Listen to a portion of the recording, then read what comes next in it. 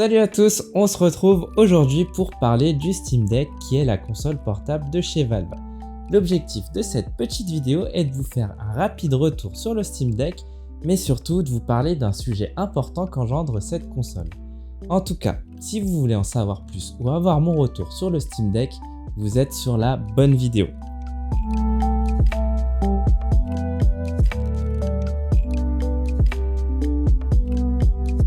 Quand j'ai reçu le Steam Deck et que je l'ai déballé de son carton, ma première réaction c'était « Pour une console portable, c'est énorme !» Et c'est vrai qu'elle est imposante, mais au final, sa longueur et sa largeur permettent d'avoir un confort en jeu qui est très appréciable. Son gabarit lui permet d'avoir en façade un écran tactile de 7 pouces, des joysticks, des trackpads et les boutons. La prise en main est intuitive pour ce qui est des boutons physiques et des joysticks. Les joysticks sont alignés avec les pouces lors de la prise en main, tout comme les gâchettes qui se placent sous l'index et le majeur. Les pavés tactiles sont les bienvenus, mais je trouve qu'ils restent difficiles à utiliser en jeu. C'est peut-être qu'une question d'habitude. Les joysticks sont très bien et précis et faudra à mon avis s'attendre à du drift sur le long terme, parce que ce sont des joysticks analogiques. Pas d'inquiétude, ces pièces sont remplaçables et si on veut le top du top, on peut même installer des joysticks magnétiques. Pour ceux que ça intéresse, ça s'appelle les Hall Effect Joysticks et l'avantage, c'est qu'ils sont plus précis et qu'ils sont protégés des joystick drift. On a également deux boutons en bas des gâchettes pour éventuellement configurer des macros. Au niveau de l'écran, c'est du LCD avec une dalle IPS d'une résolution 1280 par 800 pixels. Je le trouve honnête, pas exceptionnel mais il fait bien le taf. Le taux de rafraîchissement peut aller jusqu'à 60 Hz, ce qui est normal pour une console portable. Je pense que c'est cohérent de limiter la fréquence à 60 Hz puisque la batterie risque d'être impactée si on permet beaucoup plus. J'ai pas eu de problème au niveau de la luminosité qui était suffisante pour tous mes usages. Pour ce qui est du son, le Steam Deck peut vraiment se faire entendre et je pense que c'est largement suffisant pour une console portable. Le châssis est en plastique et bien qu'il soit en plastique, je peux vous dire qu'il est relativement robuste.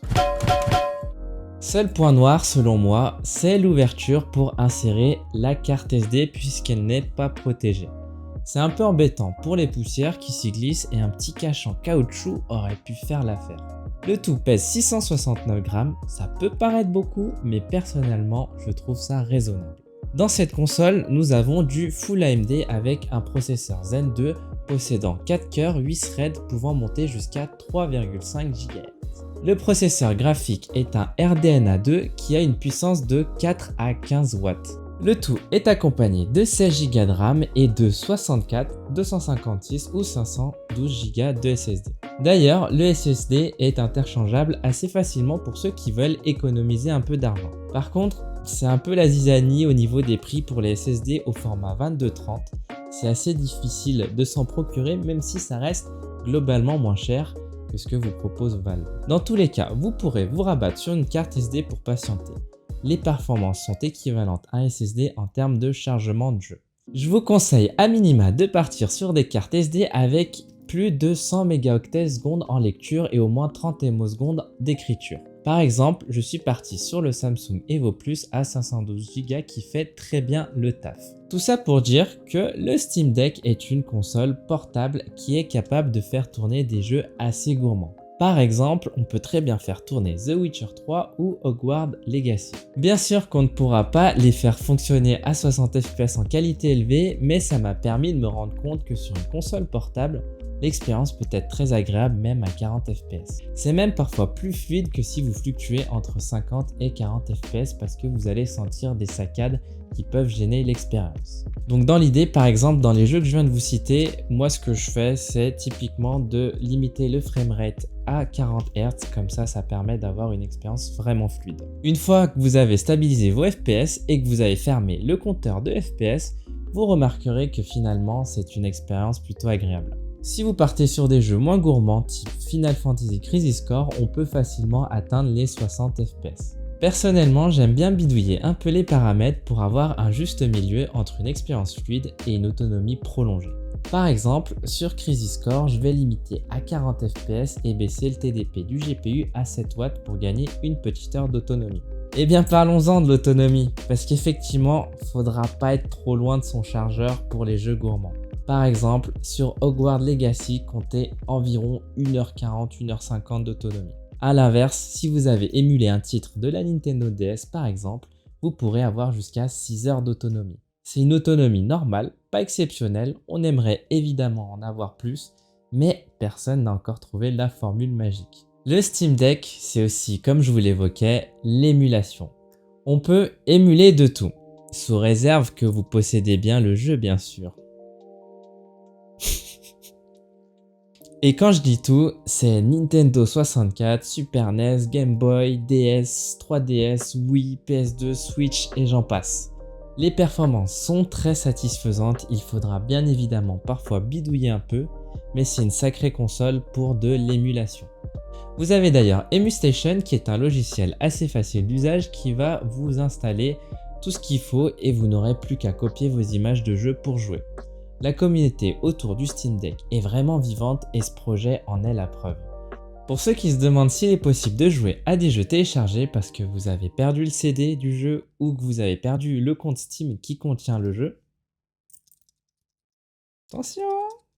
Oui, c'est possible, regardez autour de Lutris pour faire ça. D'ailleurs, si vous avez un catalogue de jeux chez Epic Games ou chez GOG, vous avez la possibilité de l'intégrer au Steam Deck avec le Heroic Game Launcher. Ça marche bien et si votre jeu est bien pris en charge par le Steam Deck, tout fonctionne très bien. Voilà mon rapide retour sur la console. Maintenant, j'aimerais vous partager la raison pour laquelle je trouve que ce Steam Deck doit réussir. En fait, il y a pour moi des enjeux assez intéressants derrière ce Steam Deck. Pour la majorité des gens, le système d'exploitation sur lequel vous allez jouer est Windows, mais il faut savoir que ce Steam Deck tourne sous SteamOS qui est une distribution Linux. Valve essaye donc de débroussailler un terrain qui est resté un peu abandonné et ça, c'est quelque chose que j'apprécie beaucoup. Peut-être que grâce à Valve, les développeurs de jeux mettront plus d'importance à ces systèmes d'exploitation sous Linux, car pour être honnête avec vous, si l'ensemble de mes outils étaient disponibles sur Linux, je n'aurais même pas Windows.